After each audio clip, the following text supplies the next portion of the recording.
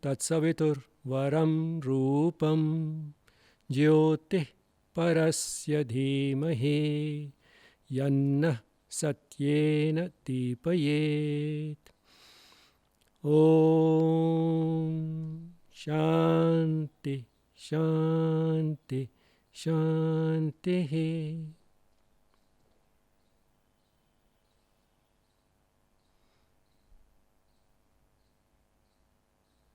Namaskar. My dear brothers and sisters, the title of today's session is As Far from the Goal as Before. It is based on the Mother's Prayer dated the 20th of April 1914. Prayers and Meditations is a collection of 313 prayers selected from the Mother's spiritual diaries.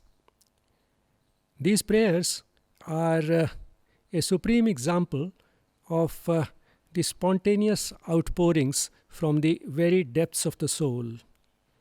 These outpourings seldom find a good expression in words.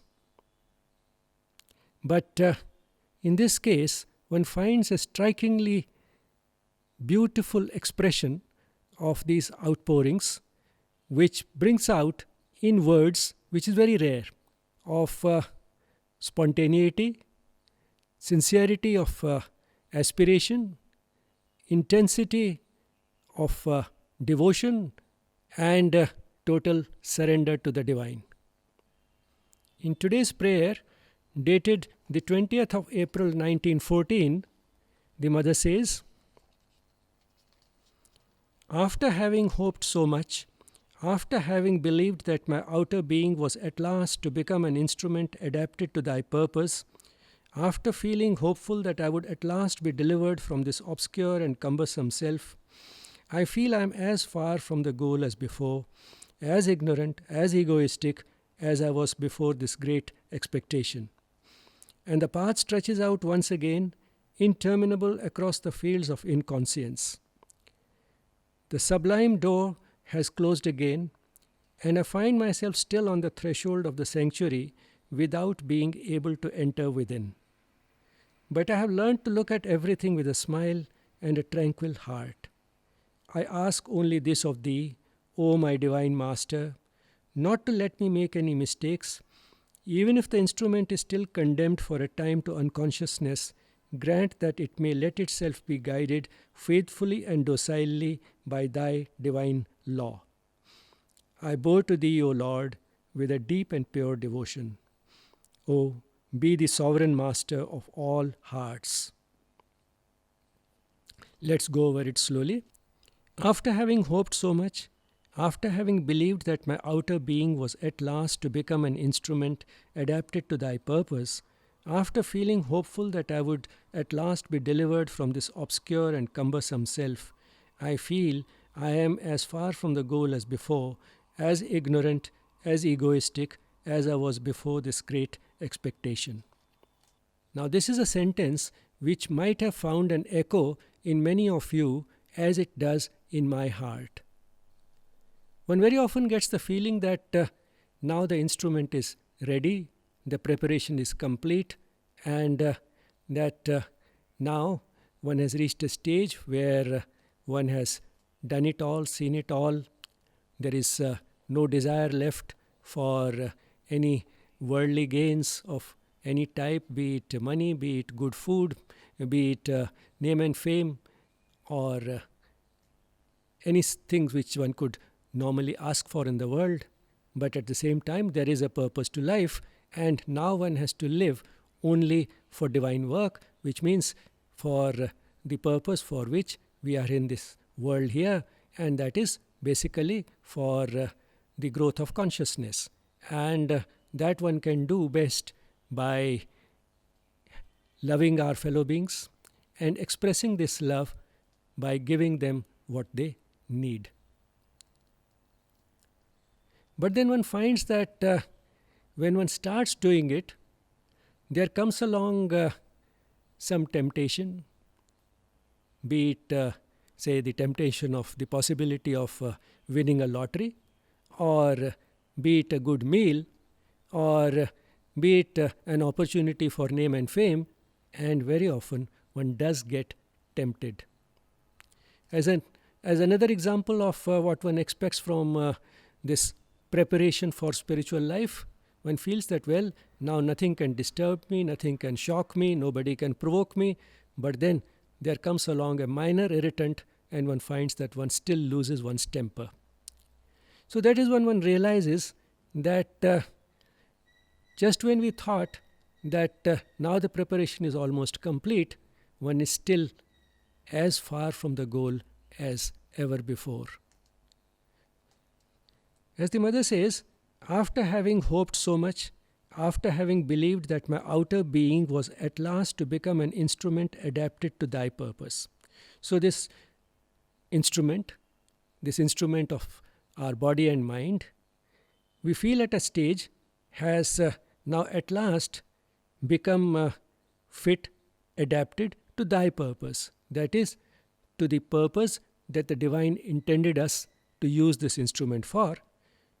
And when one actually starts practicing what this instrument should be doing, one finds that I am as far from the goal as before, as ignorant, as egoistic as I was before this great expectation.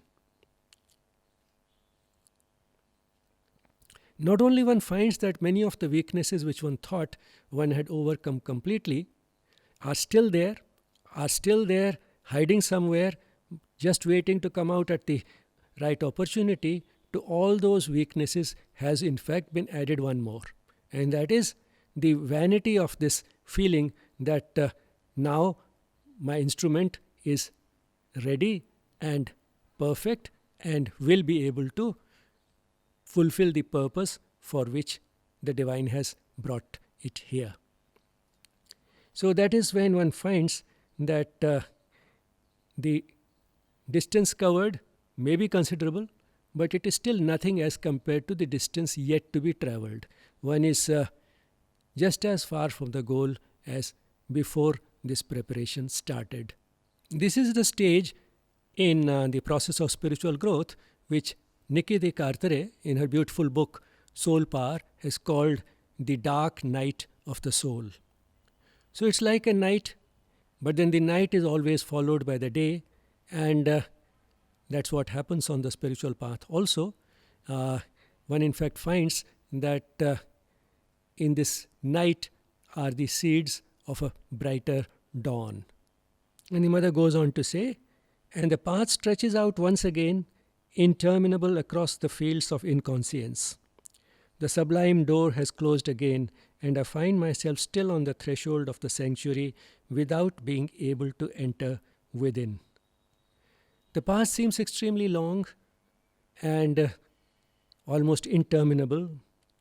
One finds that the same issues, the same problems, the same conflicts which one thought one had overcome keep revisiting us again and again in different forms.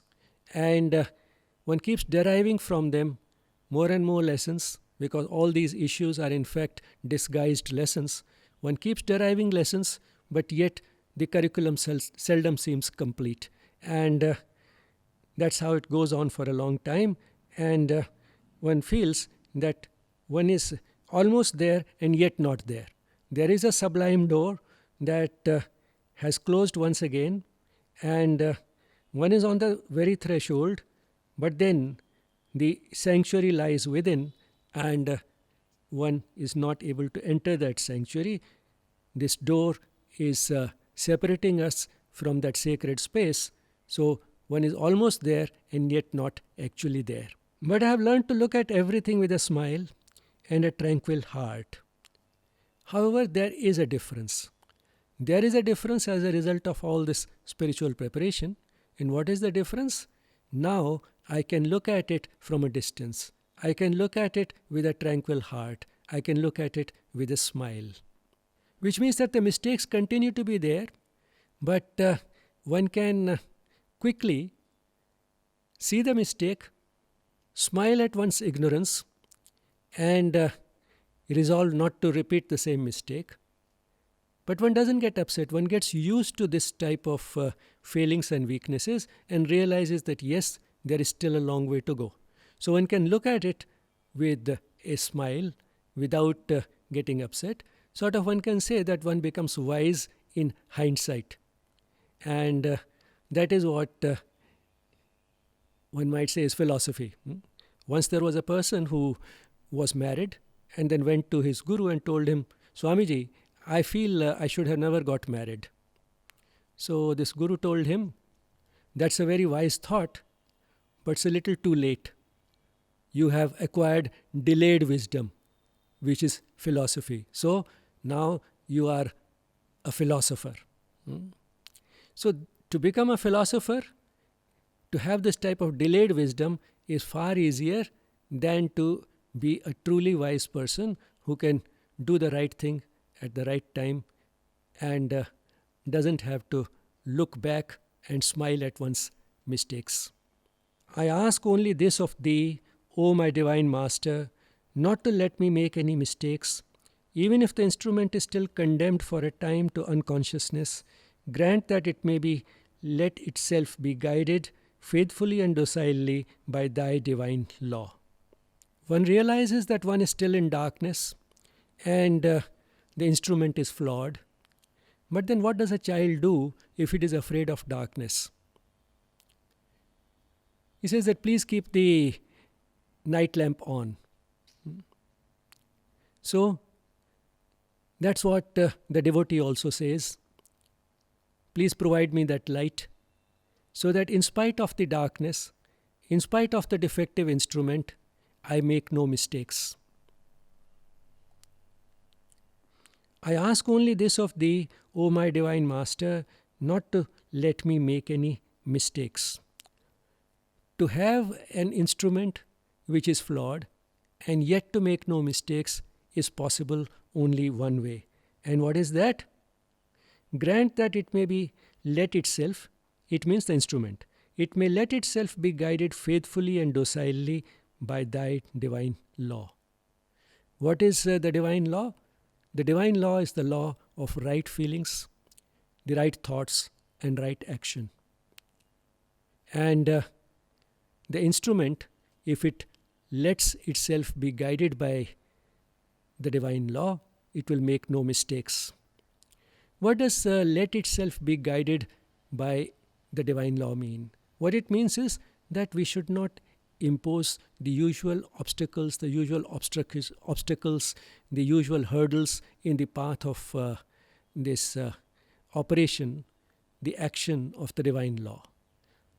In fact, a lot of our ordinary feelings and our thoughts of skepticism, disbelief, and so on act as very powerful obstacles which resist the action of the divine law on this instrument. So what we need to do is to hand over the operations of this instrument entirely to the divine. And when we do that, then we are letting this instrument follow that law. The horses may be unruly, but then if we hand over the reins to a perfect driver, the way Arjuna had done, handing over the reins of his horses to Krishna, that's sort of symbolic of this.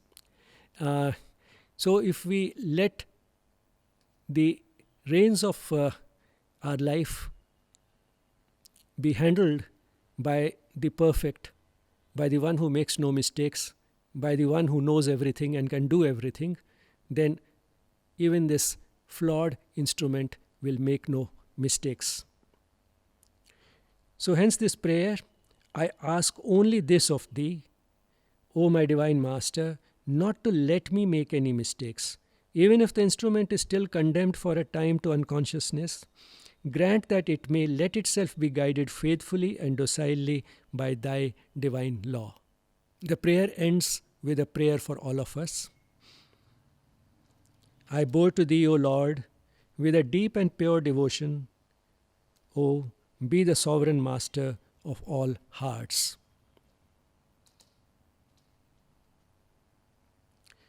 Now, if one sort of tries to go to the overall conclusion and the essence of this prayer, one finds that as a result of reading and reflection, one very often gets the feeling that now that I know so much and I also reflected over it, I have digested what I have eaten, what's called Shravan and Manan. I have not only heard, I have also thought about it. Now I internalized this deeper knowledge, and therefore I am ready to practice it. But when it actually comes to the practice, one finds that it is far more difficult than one had imagined, and that's when one realizes that the distance to be covered is still far greater than what one has already covered, and one is almost where one had started. Spiritual life is constructed from within outwards, which means that we read, we reflect, and we have all this inner churning, which makes us feel that now all this inner change will get reflected in outer life. But when we actually start living it in outer life, we find that come all those trials and tests which we start failing. And that's when one realizes that still there is a long way to go. And in fact, those failures also serve a purpose, because that is when begins yet another process of going within and still more inner churning, which leads to a better readiness for living and practicing what we have known for a long time. So while we construct the spiritual life from within outwards, we actually live it from outwards within. We live it outwards, do certain things right, certain things wrong, reflect over both what we did right and wrong, and that is inner work, and that is how the instrument keeps getting better, gradually keeps getting transformed, particularly the mind. That's what needs this transformation. Mind means here particularly the vital, the emotional part of the being, because that is what rules us. And once the emotional part of the being has been transformed, much of the battle is won, because the intellect always finds reasons to justify what we feel like doing. And the body is a docile instrument. It just does what the mind tells it to do. And that's why the mother prays, be the sovereign master of all hearts. If the hearts have been ruled effectively by the divine master, who knows all and can do everything, then the human being becomes a true, faithful and docile instrument of the divine. This is a prayer which finds a deep echo in the hearts of almost every spiritual seeker. And therefore, it's a great consolation to, in fact, see that at least it happens to everybody. I'm not the only one to whom it happens. Besides this, there are also other consolations on the spiritual path. Firstly, far before one reaches the goal, even while one is making all these mistakes, walking the path is a great joy. So it's a journey which is enjoyable, and one can, in fact, forget about the destination and just enjoy the journey. The other consolation on this path is that one knows that the time available for this long journey is virtually unlimited, because it doesn't end with this life, it can continue from life to life. But however, this is something which should not be overemphasized. We should not take it too seriously, otherwise we would be wasting even the opportunity that we have in this life. And finally, the greatest consolation of all is that although our own efforts will probably never get us to the goal, the divine grace is always available to all of us. And it is through divine grace that actually we will reach the goal. What we have to do is to prepare what Aurobindo and the mother call the state of grace. The state of grace is a grace in which we become more and more passive, in the sense that we offer no obstacles to the actions of the divine grace. We do not resist it with our flawed and ignorant minds. And once we do that, we find that the grace can work wonders. It is always there. It is always available to all of us. And it is through that that we started making the initial effort. And it is through that that we will also reach the goal. Om Purnamada Purnamidam Purnat Purnamudachyate Purnasya Purnamadaya Purnam Evavashishyate. Om Shanti Shanti Shanti.